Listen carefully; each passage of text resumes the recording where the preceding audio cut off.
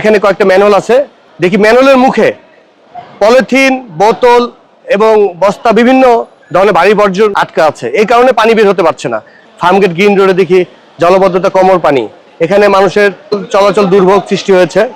তো এতে আমরা চিন্তা করলাম যে কিভাবে পানিটা দ্রুত নিরসন করা যায়। তো আমি সেখানে যদি ওই ম্যানুয়ালের মুখগুলো যখন ক্লিন করে দেই, দেখি খুব দ্রুত পানি বের হয়ে নিরসন হয়ে যাচ্ছে।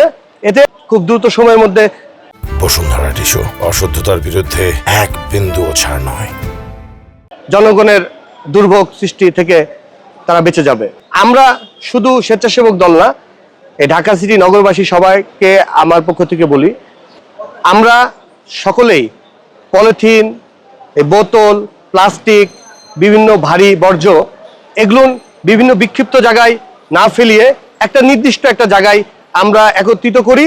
এখান থেকে তারপরে সিটি কর্পোরেশন নির্দিষ্ট জায়গা আছে, আমরা ওই নির্দিষ্ট জায়গায় যায় যদি আমরা এই বর্জ্যগুলো ফেলাই দেই, তাহলে হয়তোবা আমাদের এই জনদুর্ভোগ অনেকটা কমে যাবে।